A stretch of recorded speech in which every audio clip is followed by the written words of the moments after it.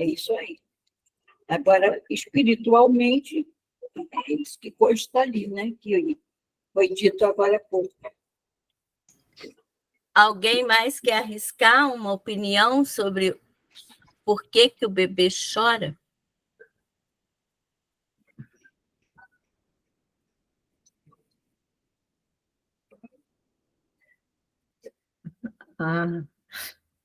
Porque ele está triste de vir para cá. Será que ele já tem essa percepção quando ele respira e logo chora? Choro é uma manifestação, né, do bebê. Nem todos choram, né? Mas quando o bebê, quando o perispírito... Não, eu não vou responder agora, não.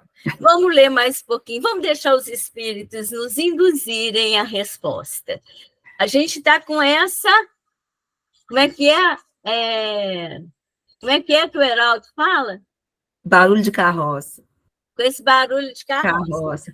Nós vamos segurar esse barulho de carroça para a gente ver por que o bebê chora. Tá. Nem todos choram, mas ele tem um tipo de manifestação, né? Vamos lá. Então, vamos continuar. Aqui a gente já entendeu. Ele fala o grito que o recém-nascido solta, pode ser um choro, um grito, uma manifestação anuncia que ele está no mundo dos vivos e dos servos de Deus.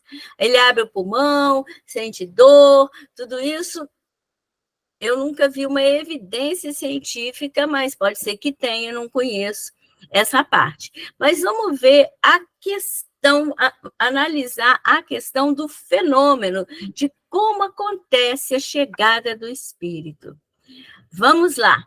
Próximo, agora o Tiago lê a próxima, a Fran leu a primeira, o Tiago lê a próxima, depois a Fran lê de novo, a não ser que alguém mais tenha vontade, deseje ler e colaborar. Posso? Pode. 3, 4, 5. É definitiva a união do espírito com o corpo desde o momento da concepção? Durante esta primeira fase, poderia o espírito renunciar a habitar o corpo que lhe está destinado? Espera aí, não vamos responder ainda não. Vamos entender bem a pergunta. Quando o espírito se une ao corpo no momento da concepção, ou seja, o que é a concepção? É a hora que o espermatozoide fecunda o óvulo. Esse é o momento da concepção. Então, ele, nessa hora definitiva, e durante esta primeira fase, a partir da hora que ele se liga, que acontece a concepção e começa a desenvolver o embrião, será que o espírito pode desistir? Não quero mais lá, não. Nossa Senhora, vou nascer lá na família da Célia. A Célia é muito chata. Estou desistindo, estou querendo voltar atrás, não vou aguentar viver lá, não. Aí, vamos ver o que ele vai responder para nós? Eu não vou perguntar para vocês, porque senão vocês vão ler a resposta, né? Aí não tem graça. Vamos lá. Bom, abre aspas. É definitiva a união no sentido de que outro espírito não poderia substituir o que está designado para aquele corpo. Como os laços que ao corpo prendem o espírito são ainda muito fracos, facilmente se rompem e podem romper-se por vontade do espírito, se este recua diante da prova que escolheu. Em tal caso, porém, a criança não vinga. Então, ele pode desistir. Celinha. Oi. Seria o caso, por exemplo, dos abortos espontâneos, que a princípio não teria uma causa explicada, né? Pode ser que sim, pode ser que não. Tá. Pode ser que o aborto espontâneo seja o espírito desistindo. Aí ele vai renunciar à oportunidade que ele teve, vai abandonar o corpo que foi destinado a ele e vai desistir de desencarnar. Uhum. E pode ser que isso seja já previsto, programado, que ele só viveria muito pouco tempo, não chegaria aquele espírito a se ligar definitivamente àquele corpo, aí o espírito não vai sofrer, o sofrimento ou a prova é para os pais. Então, tem dois motivos. Ou o espírito desiste, ou ele concorda em reencarnar, praticamente estar ali só formando aquele, se ligando no início aquele corpo, sabendo que ele vai sair, porque aquilo vai uma prova para os pais. Entendeu? Então, pode ser que não seja desistência do espírito. Entendi. E pode ser que seja. Tem as duas opções aí que são válidas.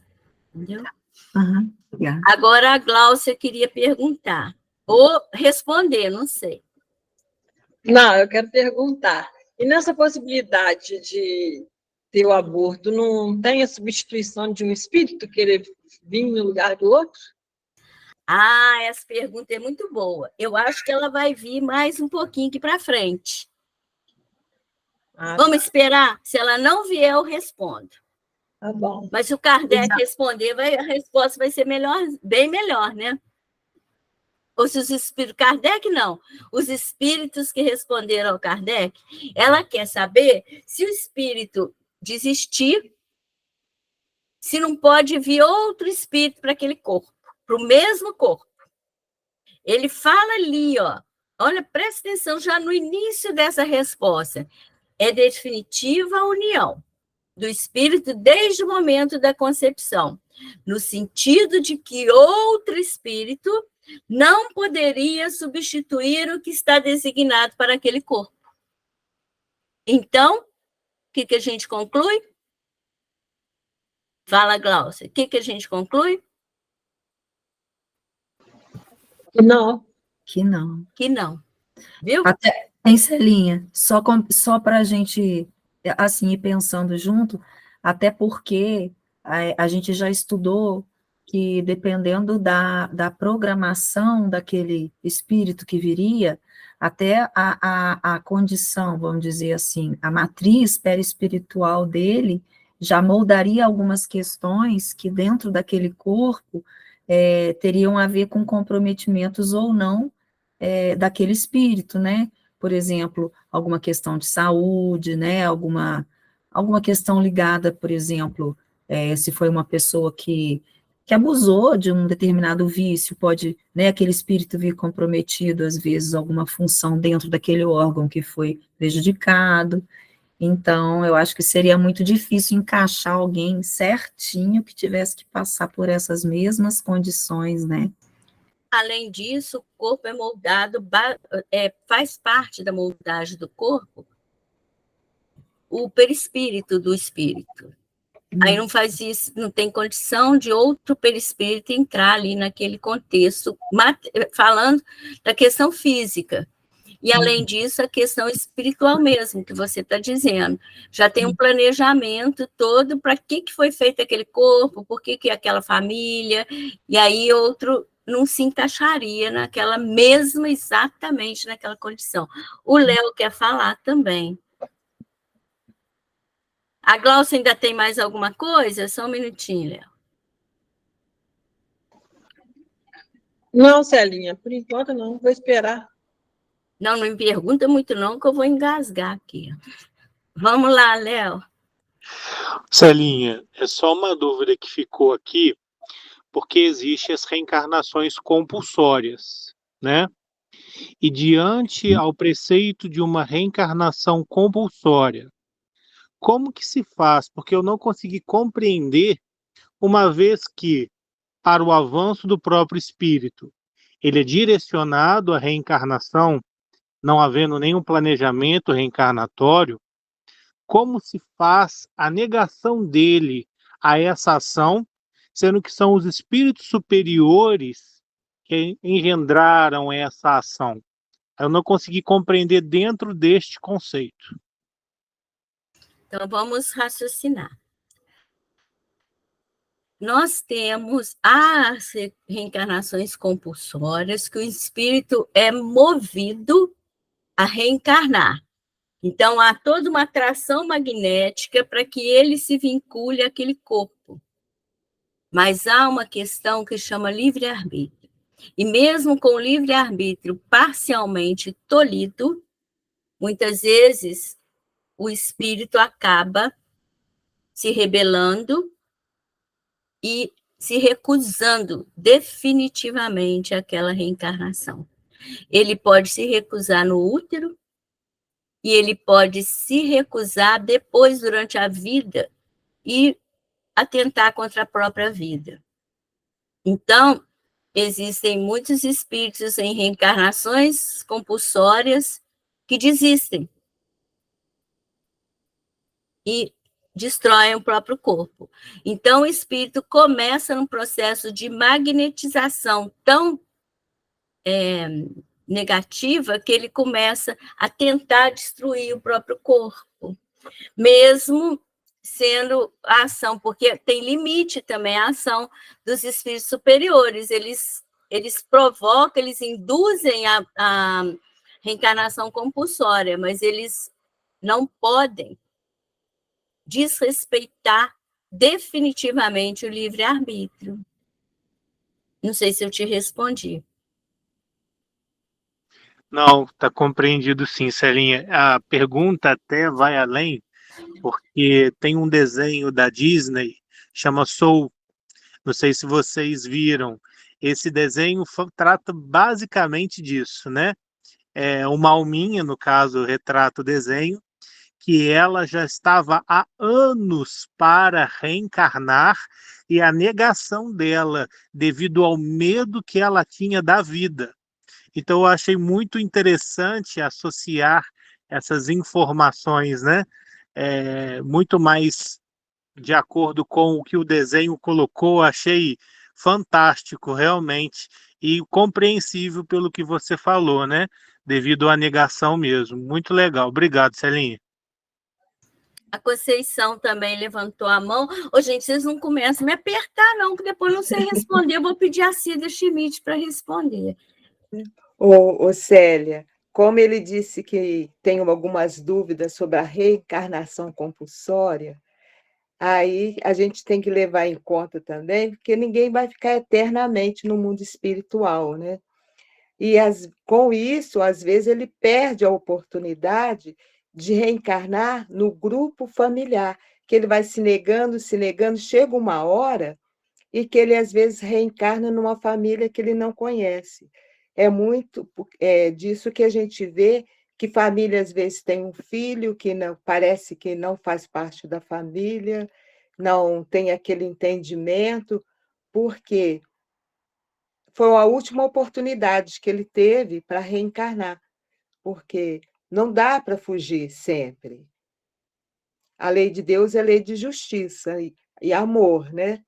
Aí, como, por amor, a espiritualidade faz com que ele reencarna, e se ele está sempre se recusando a estar entre os que o amam, ele vai reencarnar entre pessoas que ele desconhece.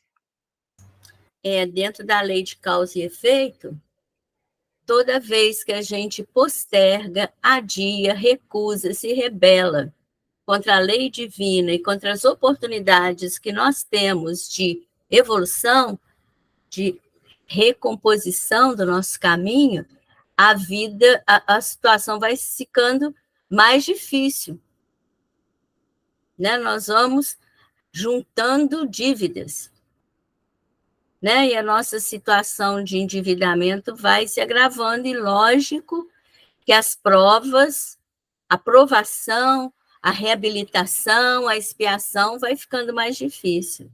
Isso mesmo. Vamos lá, Leci. É uma pergunta também para você. Celinha, tem mais na dúvida ainda. Olha só, tá, tudo bem, tudo isso aí. Mas aí, essa reencarnação compulsória, como você falou antes, aquela que não é compulsória, tem toda uma preparação do corpo espiritual, certo? E essa que é compulsória não vai ter essa preparação. Então, assim, dentro do meu raciocínio, eu penso assim, que nem tudo dá para a gente compreender, né? Por quê? Porque se essa reencarnação compulsória não tem uma preparação, certamente o corpo espiritual também não tem, né?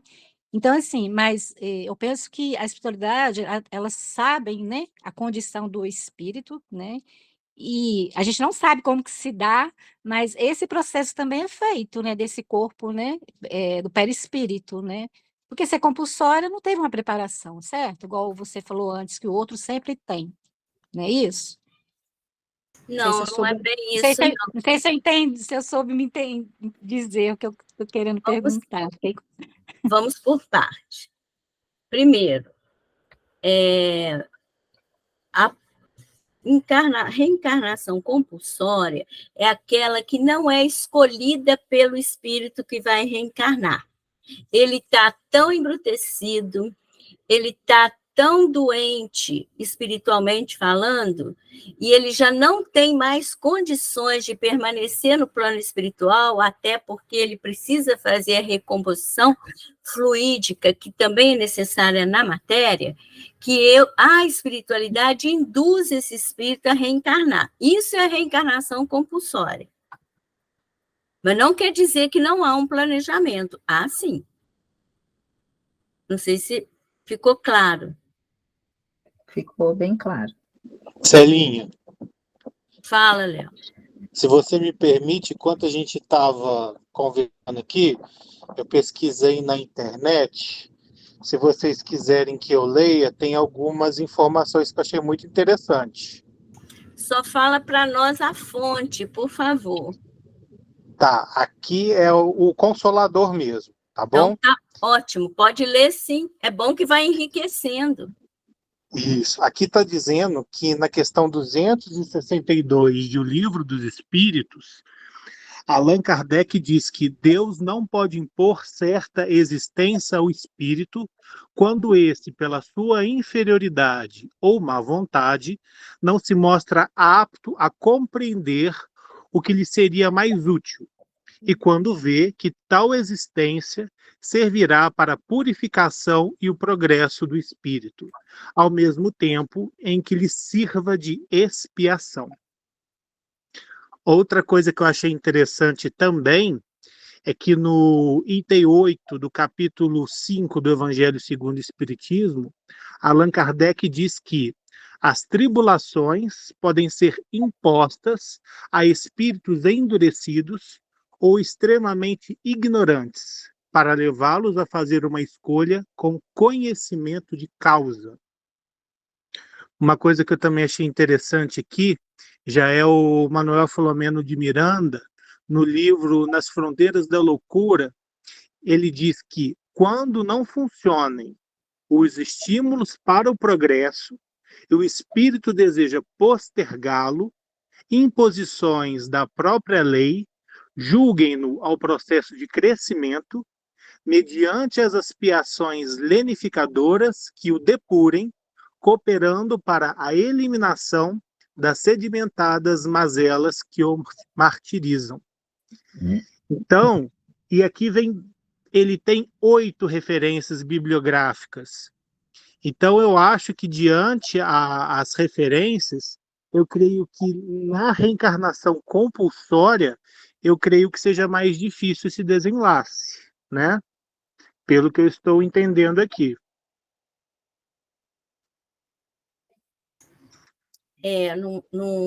A gente pode aprofundar essa questão, mas até então não tem nada assim que possa a gente afirmar isso. O desenlace, ele pode até, porque o espírito, ele vai sendo impulsionado, ele vai compreendendo que ele não tem outra opção, pode ser que ele não desista, mas pode ser que ele desista. Mesmo assim, porque, olha, é essa questão aqui, ó. Como os laços que ao corpo prendem o espírito são ainda muito fracos, facilmente se rompem, e podem romper-se por vontade do espírito, se este recua diante da prova que escolheu. Lógica que ele fala que escolheu. Mas a gente vê que na reencarnação compulsória, ele praticamente não tem condição de escolher. E aí ele só vê essa opção. E aí ele perde o corpo. E aqui vem o que a Conceição falou. Daí a pouco ele vai receber outro corpo. Mais difícil. Essa A Glau- que a você Gláucia. leu, tanto do Evangelho quanto do Manuel Filomeno de Miranda, ele não nega isso que está aqui na questão 345. Ela reafirma isso, mas colocando também que o espírito, na reencarnação compulsória, ele é levado, impulsionado, movimentado no sentido de reencarnar, sim. Pode ser que seja mais difícil ele desistir do corpo. Aí é uma questão que eu ainda não vi nenhuma resposta dizendo que seja mais difícil. Celinha, Oi. nessa reencarnação compulsória que você fala, quando o espírito não conhece a família, ele não se vê unido a ela e vem, e essa família, ela tem alguma coisa ligada a ele? Sim, essa família, quando o espírito vai reencarnar, também é respeitado quem vai receber esse espírito. Eles são consultados.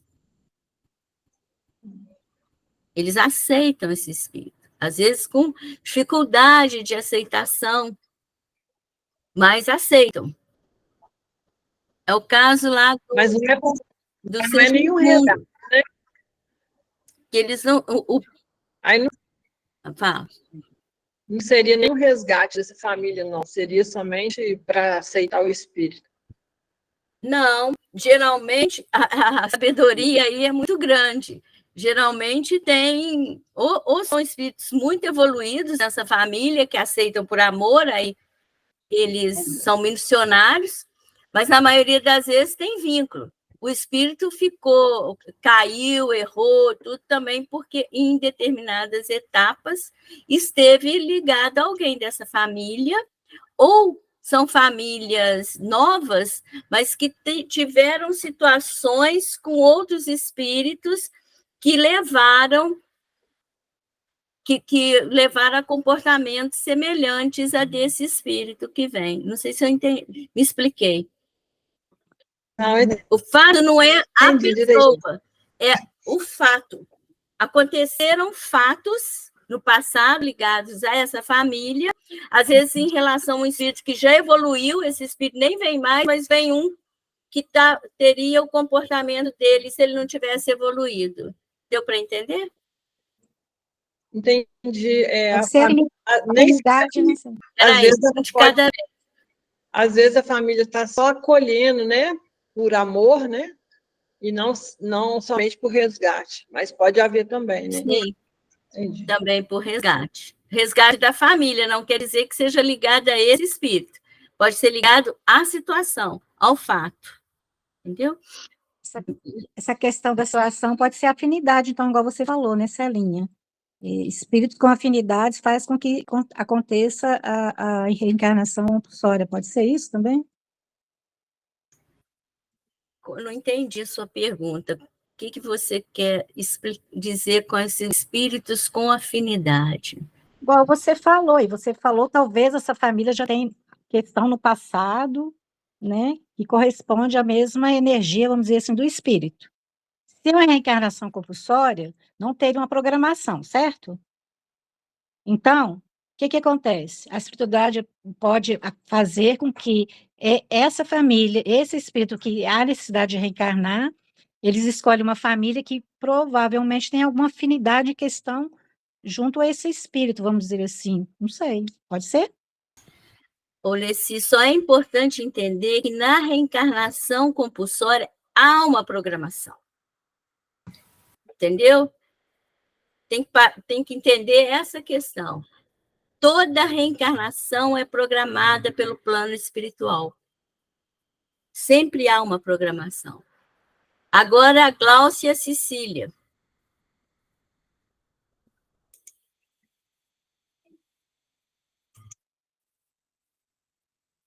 Gláucia? Não, eu não levantei a mão, não, levantei? Ah, então é porque não abaixou. Cecilinha.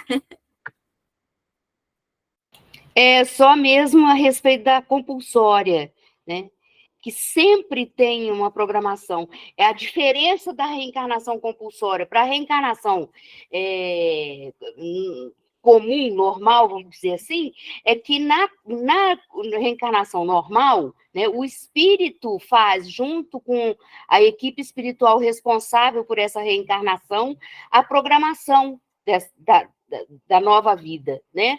Na compulsória, a programação é feita pela equipe espiritual e não com a participação do espírito, porque o espírito não tem condição de contribuir para essa programação, mas ele não vem sem programação, ele vem com a programação, ele vem numa família escolhida, ele vem com uma vida toda programada para que ele possa se aprimorar, para que ele possa parar determinadas arestas que retorne a lucidez espiritual dele.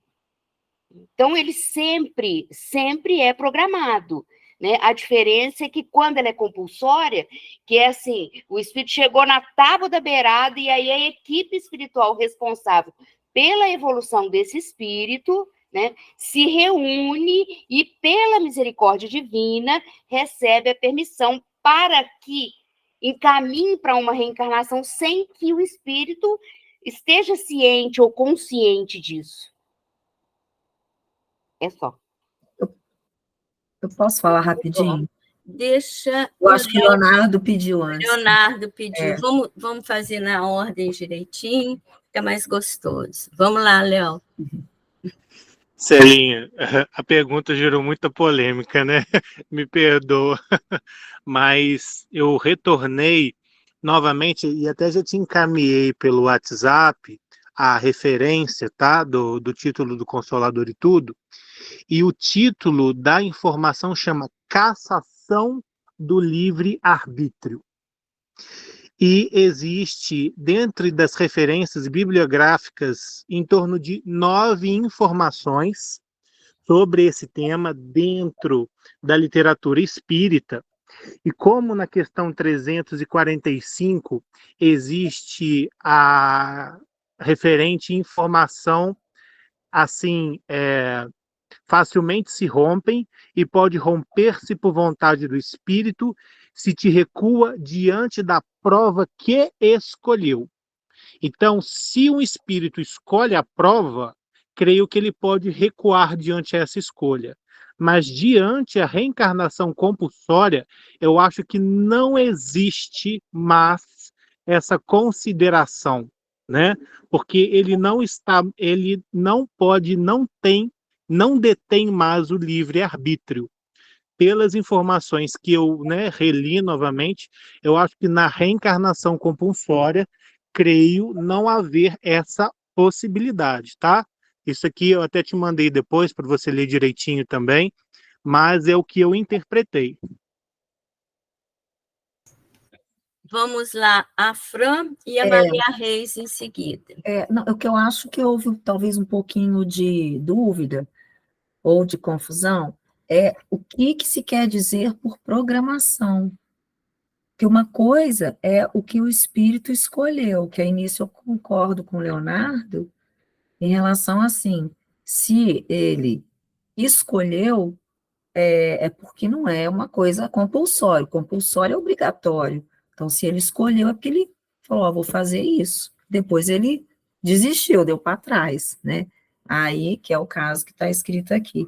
Agora, a programação de que se fala, ela sempre existe. Que senão é como entender que é uma, né? É aleatório, que não interessa a família que cai, não interessa, né?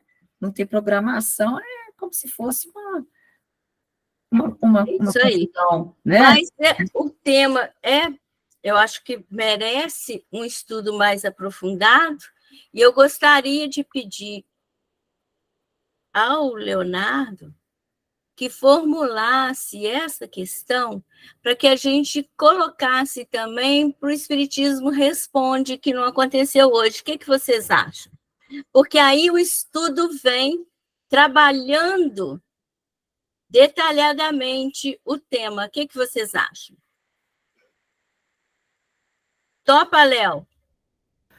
Acho ótima ideia, Celinha.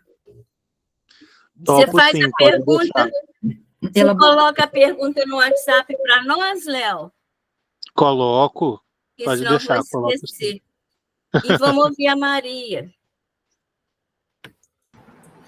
Ó, eu achei aqui uma mensagem de Joana de Ângeles no dia 12 de junho de 2018. Perguntaram a ela o que é a reencarnação compulsória. Ela respondeu: reencarnação compulsória é aquela que acolhe o espírito sem prévia concordância dele e até mesmo sem seu conhecimento, e por sua índole própria dos espíritos cujo grau de perturbação impede a análise clara da situação ou cujas faltas são tão graves que anulam a liberdade de escolha. É uma imposição feita pela lei divina para atender aos casos cuja recuperação exige longas expiações. E aí segue aí, mas eu não quero atrapalhar, né, para não... Já interrompemos muito. Mas isso foi que a Joana de Ângeles respondeu. E tem mais uma parte aqui. Muito obrigada, Maria. É isso mesmo. O espírito não tem condição, e a lei impõe. Geralmente marginais, entendeu? Esses marginais, estupradores, esses espíritos, vamos dizer, malignos, né?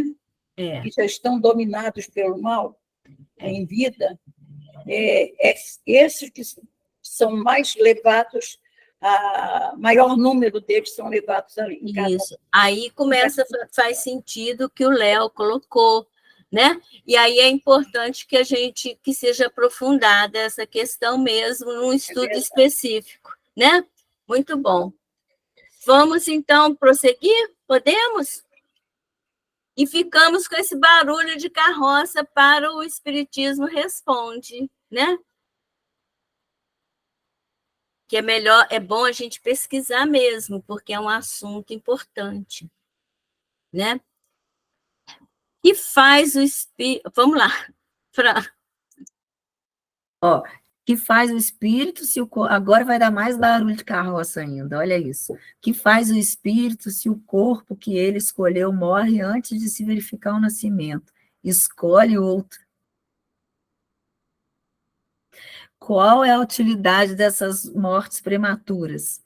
Dão-lhes causa, as mais das vezes, as imperfeições da matéria. Olha só. Então, se ele não consegue reencarnar num corpo, ele tem a prerrogativa de escolher um outro corpo, mas não quer dizer que outro espírito vai reencarnar naquele corpo. Aquele corpo vai sair, igual um mioma, um tumor, uma coisa assim, porque o corpo não tem condição. Está um corpo adoecido para abrigar aquele espírito. Ou que adoeceu no processo. E aí o espírito sai do corpo. Isso é um processo natural. Mas que utilidade tem isso? Vamos ver lá na 347. Vamos lá. Celinho, eu ia comentar Só descer aqui, Thiago, só um pouquinho, peraí. Aí. A gente, assim, o nosso conhecimento é tão limitado que a gente está entendendo umas coisas assim, que para a gente é tipo assim, meu Deus do céu, é tão complicado, e para eles deve ser mais um, né? Vamos lá. 347. Que utilidade encontrará um espírito na sua encarnação em um corpo que morre poucos dias depois de nascido? O ser não tem, então, consciência plena de sua existência. Assim, a importância da morte é quase nenhuma. Conforme já dissemos, o que há nesses casos de morte prematura é uma prova para os pais. Então, olha só, se o corpo, não tem, aquele corpo que foi gerado não consegue, não tem condições, porque são as imperfeições da matéria que às vezes não causa que o espírito se desligue do corpo no início da gestação, significa que é uma prova para os pais. Não há sofrimento do espírito. Ele vai ter um outro corpo. Está claro, gente? Pode falar, Tiago. Ô, Célio, entende tranquilo, mas aí eu vou pegar uma ideia aqui. O que acontece, vamos supor, os pais têm um filho, aí isso acontece, aí o filho morre mais cedo, desencarna, né? Aí isso acontece pela segunda ou terceira vez, tipo, seria uma prova dupla ou tripla para os pais? A prova ou a expiação, ela acontece até que haja aceitação. Pode acontecer mais de uma vez. Pode até acontecer com outro espírito, não necessariamente aquele, porque se o espírito fica querendo reencarnar, vamos raciocinar, aí não tem o corpo, daí a pouco vem outro, não tem o corpo, vai no outro, não tem o corpo, quer dizer, também tem o mérito dele, do espírito. Ele pode ter aceito vivenciar uma situação dessas para ajudar a expiação e prova para aqueles pais, mas ele não precisa ficar passando por isso indefinidamente, olhando o lado do espírito. Entendi. Entendeu? Entendi. Vamos avançar, porque depois eu queria ver o que a Gênese também vai falar para nós, porque lá na Gênese esse assunto está mais gostoso até de ler. Vamos ver. Então, a 348. Sabe o espírito previamente que o corpo de sua escolha não tem probabilidade de viver? Sabe-o algumas vezes, mas se nessa circunstância reside o motivo da escolha, isso significa que está fugindo à prova. Aí é o caso do espírito não querer reencarnar, e ele vai escolher um corpo que não vai dar suporte à reencarnação. Aí ele está desistindo, já está tentando fazer assim. Eu já sei, me deram a oportunidade de reencarnar, eu vou pegar um corpo que não vai dar certo, que aí eu não vou ficar lá. Então, ele está desistindo antes de fazer. Agora, outras vezes, ele sabe e faz para fazer o bem, aceita para ajudar os pais a cumprirem aquela expiação. É diferente, mas quando ele faz pensando nele, aí é o interesse pessoal. Eu não vou entrar nesse corpo porque eu vou sair logo. Aí ele está fugindo à prova. Tá claro, né? Tá, pode mais um? Aí é o Tiago. 349. Quando falha por qualquer causa a encarnação de um espírito, é ela suprida imediatamente por outra existência? Nem sempre o é imediatamente.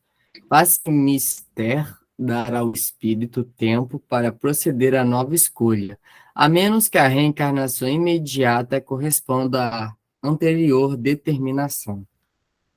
Então, olha só, quando ele não vai nascer, né, o corpo não suporta, ele vai ter outro corpo, ele fala que sim, mas nem sempre é imediato isso. Há um período de readaptação ao novo corpo, à nova família, ou aqueles mesmos pais que vão ser novamente preparados a todo o que a gente fala que é o planejamento. Há todo um planejamento, um projeto, uma programação. Então, a não ser que já esteja programado todos os detalhes para que aconteça uma reencarnação imediatamente. A gente vai ver que há probabilidades. no planejamento reencarnatório. Há muitas probabilidades, né? Uma vez unido ao corpo da criança, e quando já lhe não é possível voltar atrás, sucede alguma vez deplorar o espírito a escolha que fez? Pergunta-se, como homem... Ô, Fran, só um instantinho. Então, ele está perguntando, vamos entender bem a pergunta. Você pode voltar um pouquinho, por favor? Posso? Ele quer saber se quando já está, olha só, unido ao corpo da criança, se já não é possível voltar atrás, ele já está ligado mesmo pelo perispírito, ele pode deplorar, se rebelar, se revoltar com a escolha que fez? Aí eles até começam a resposta refazendo a pergunta dele, né? Assim, para entender. Perguntas se, como homem, se queixa da vida que tem, se desejara que outra fosse ela, sim. Se arrepende da escolha que fez, não, pois não sabe ter sido a sua escolha. Depois de encarnado, não pode o espírito lastimar uma escolha de que não tem consciência. Pode, entretanto, achar pesada demais a carga e considerá-la superior às suas forças. É quando isso acontece que recorre ao suicídio. Então, o que ele quer dizer é quando o espírito já está totalmente ligado ao corpo da criança, então já é o bebê, se ele pode desistir. E aí ele fala, é a mesma coisa de perguntar se um homem tem uma queixa da vida. Porque se ele desistir, ele pode lastimar, mas ele desistir é como se fosse um suicídio.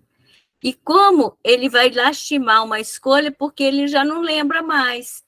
Por que ele já não lembra mais? Que quando o espírito reencarna, a memória do espírito vai ficando reduzida e ele vai esquecendo da vida espiritual, das vidas anteriores. Tá certo?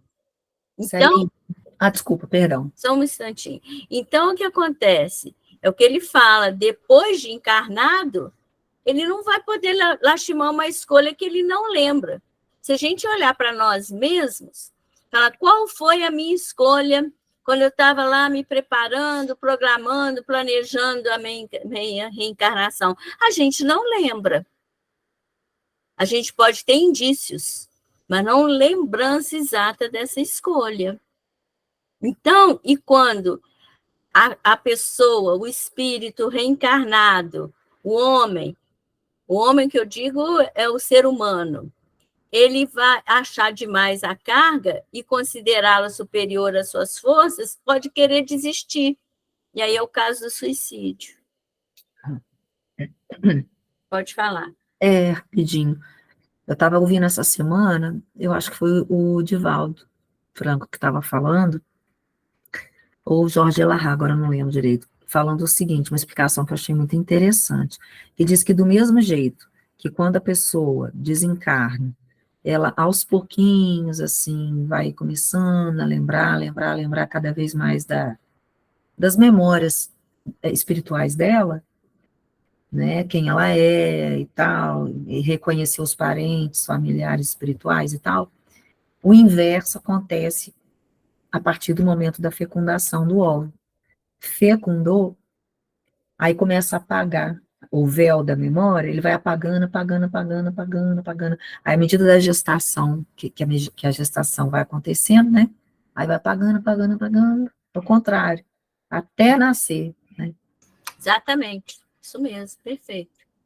Eu acho que ele vai falar isso aqui na frente. A próxima, que o Tiago vai ler para nós. A Duda vai falar antes. Boa noite, sou eu, pessoal.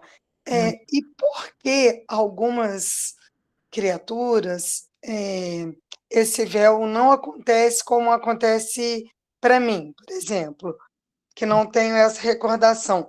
quantas crianças, tem vídeos aí dando conta de que as crianças falam, tem filme, né, documentando uma criança que queria muito voltar para a Índia, porque era a casa dela e tudo. Essa lembrança muito nata, sendo que o melhor realmente a misericórdia divina nos traz é o esquecimento, que a gente poderia se envergonhar ou se não querer perpetuar e continuar um erro, enfim. O que acontece no corpo perispiritual que algumas criaturas ainda têm o poder dessa lembrança de uma ou de várias encarnações passadas. Veja bem, ela não lembra exatamente das reencarnações, ela lembra de alguns fatos. Ela não tem a lembrança perfeita, nem lembra do tempo que ela esteve na erraticidade. Ela tem alguns indícios, alguns fatos que remontam. Por que que tem? Quando a gente dorme, a gente retorna ao plano espiritual. E a criança, ela ainda está no período, principalmente quanto mais nova, ela ainda está na formação dos órgãos físicos. E ela tem mais liberdade, o espírito. Então, no sono físico, ela vai mais facilmente no plano espiritual do que nós, que já estamos mais corrompidos pela matéria, vamos dizer assim. Mas a gente lembra porque vê no sono físico. Porque quando a gente volta ao plano espiritual, a gente não tem o bloqueio do corpo físico. A gente lembra. Só que aí, quando a gente acorda, desperta o cérebro físico, bloqueia de novo. E aí vem aqueles sonhos confusos, ou então lembranças confusas. Então a pessoa fala, eu quero ir para a Índia, porque ela lembra alguns momentos bons que ela viveu lá, mas provavelmente ela não lembra os que não eram bons. Ô, Celinha, no caso, eu compreendo tudo que você falou, a gente tem o conhecimento, sim, do momento que a gente está liberto, né, por instantes, no sono físico, mas muitas pessoas lembram de momentos desafiadores, como desencarnaram, como as pessoas que amam muito não conseguem ficar distantes. Eu entendi que podem ser apenas flashes, relances, relâmpagos de pensamento. A pergunta não foi essa, não. Por que algumas pessoas, embora criança ou adultos ou idosos, isso não está só na infância, isso acontece no corpo perispiritual de alguma falha. A Fran disse muito bem, a gente vai, eu já ouvi isso também, que a gente vai se desligando, tendo um apagão temporário para vivenciar a reencarnação. Aonde acontece o que não é apagado? É no perispírito? Não. Quem lembra é o espírito. O arquivo fica no perispírito. Mas o perispírito, quando o espírito reencarna, ele também se comprime. Há uma compressão, há uma limitação. E quanto mais ele vai tomando corpo, quanto mais nós vamos saindo da infância, entrando, mais ele vai ficando, o perispírito vai se amoldando à condição do planeta. E isso cria um limitador às memórias. Mas quando a gente vai no sono físico, a gente recupera parcialmente a memória, porque a gente vai, fica algumas horas e volta.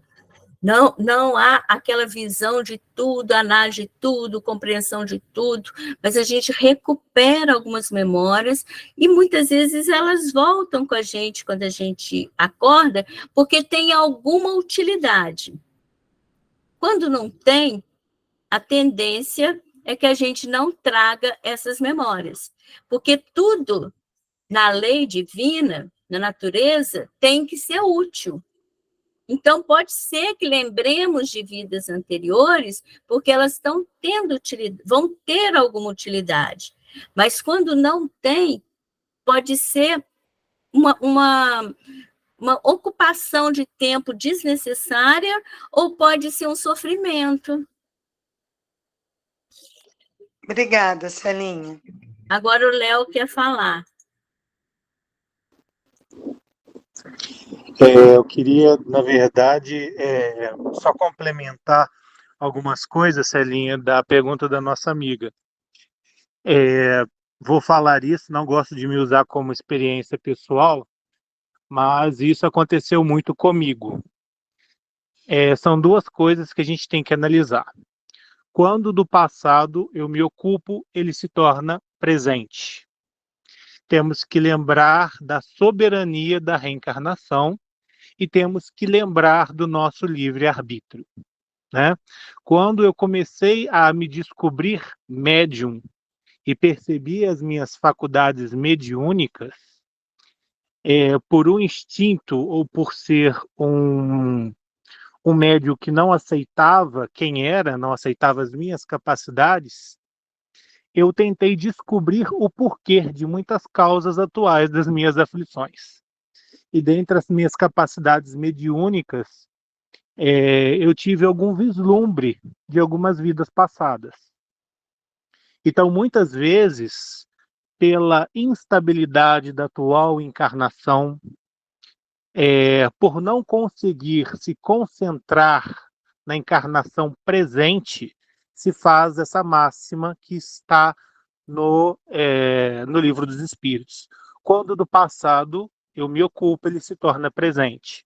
Quando nós nos desdobramos pelo plano do sono físico, né? Quando nós estamos sonhando, nós vamos até e tenhamos muitas vezes acesso a essas lembranças pela procura que nós temos internamente. Então, isso muitas vezes está associado ao desalinho, né, do espírito à atual reencarnação e à necessidade, ou talvez de uma fuga, de uma não aceitação da reencarnação atual. Então, muitas vezes, esses eventos se sucedem por conta disso. Por isso, a necessidade do equilíbrio do médium, da compreensão, da aceitação do que ele está vivenciando hoje, tá? Muito bom. Muito Agradeço. obrigada. Então, dá para ler mais uma? Antes da gente passar para o Edson, que já chegou para fazer a Sagrada Mãe? Vamos? Celinha, você vai querer ler a Gênese, que você tinha comentado? Não sei se vai dar tempo. Acho que não. Tá. Mas eu vou dar a indicação de onde está. Aí eu vou te pedir só para colocar aí para o pessoal ver. Mas vamos ler a 351, porque ela vem complementar o que a gente está falando. Tá. Aí é o Tiago, né, Tiago? 351. No intervalo que medeia da concepção ao nascimento, goza o espírito de todas as suas faculdades? Mais ou menos, conforme o ponto em que se ache dessa fase, porquanto ainda não está encarnado, apenas ligado. A partir do instante da concepção, começa o espírito a ser tomado de perturbação, que o adverte de que lhe soou o momento de começar nova existência corpórea. Essa perturbação cresce de contínuo até ao nascimento. Nesse intervalo, seu estado é quase idêntico ao de um espírito encarnado durante o sono. À medida que a hora do nascimento se aproxima, suas ideias se apagam, assim como a lembrança do passado, do qual deixa de ter consciência na condição de homem, logo que entra na vida. Essa lembrança, porém, lhe volta pouco a pouco ao retornar ao estado de espírito. Então, exatamente, vem responder todas as questões que a gente estava conversando. O espírito vai passar por um período de perturbação, vai perdendo a lembrança das vidas anteriores e também da vida dele no campo, no plano espiritual, e vai crescendo essa perturbação, inicia na concepção, vai crescendo até o nascimento, como se o espírito estivesse dormindo. E à medida que o nascimento se aproxima, as ideias se apagam, assim como a lembrança do passado. E aí ele deixa de ter consciência na condição de homem logo que entra na vida. Só volta essa lembrança quando ele está na condição de espírito, seja no desdobramento do sono físico, que são lembranças parciais, ou quando ele retorna à pátria espiritual. E olha bem, por que o bebê chora? Porque ele está dormindo. E aí ele desperta no corpo. E é o impacto desse despertamento que leva a um tipo susto, a um choque, a um acordar súbito. Ele acorda para a luz, ele acorda para o respirar, ele acorda para sentir o corpo, ele acorda para um ambiente novo. Então, ele tem aquele choro, que é uma reação. Ou um grito, que é uma reação, depende. Essa a expressão desse acordar, desse estado de letargia que ele estava.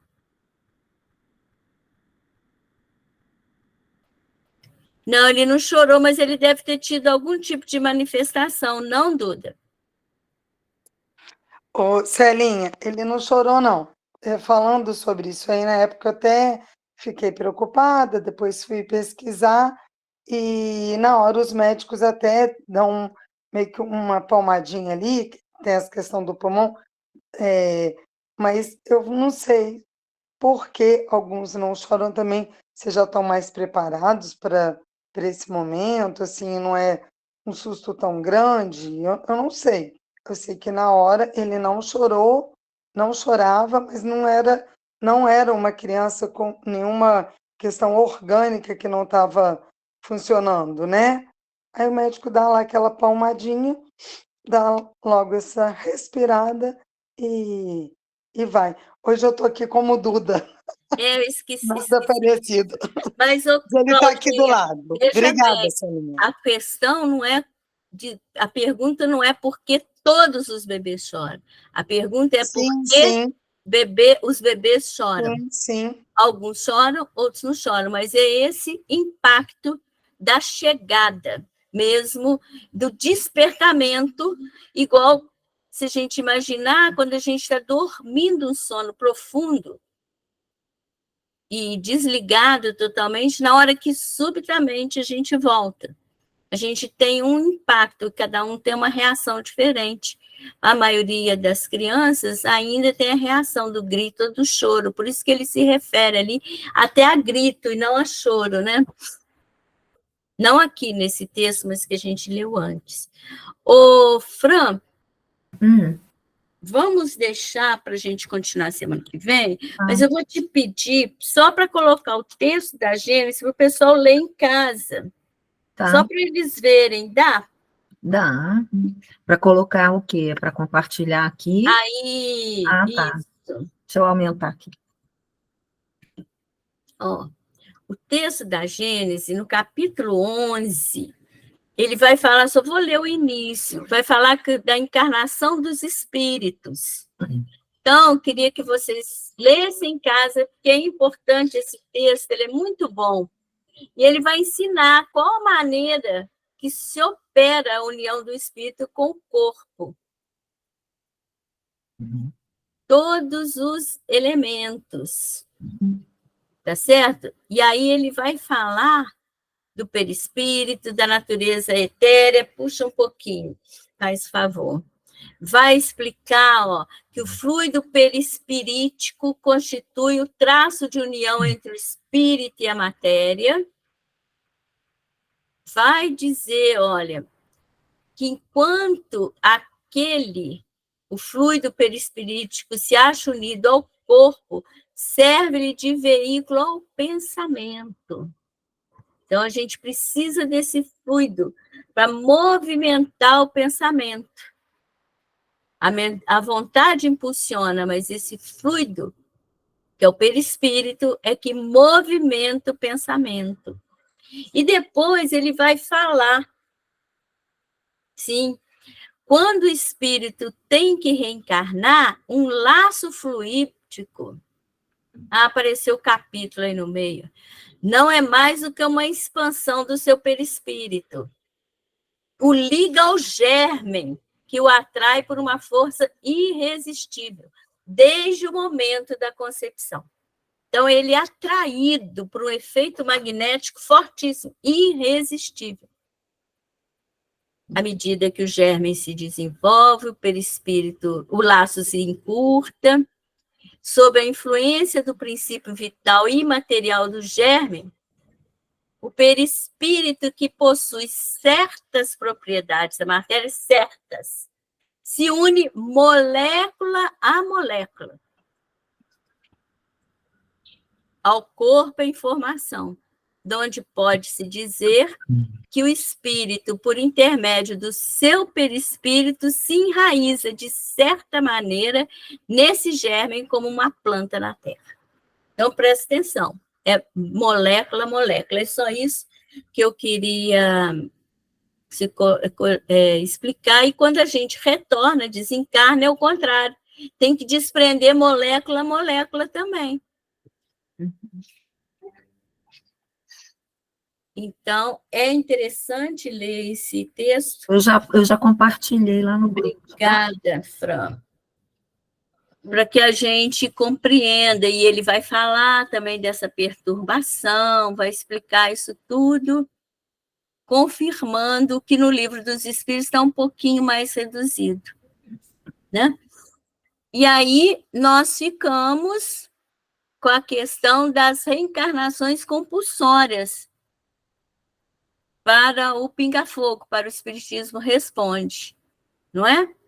Tem mais alguma? Não.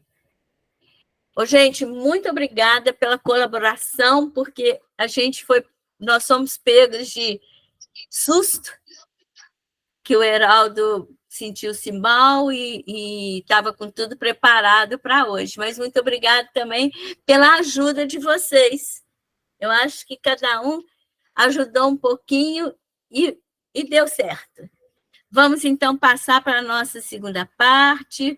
Vamos vibrar, doar o que pudermos de melhor para os nossos irmãos necessitados e também recebermos, certamente, o que a espiritualidade nos dá de melhor. Vamos lá, Edson, por favor?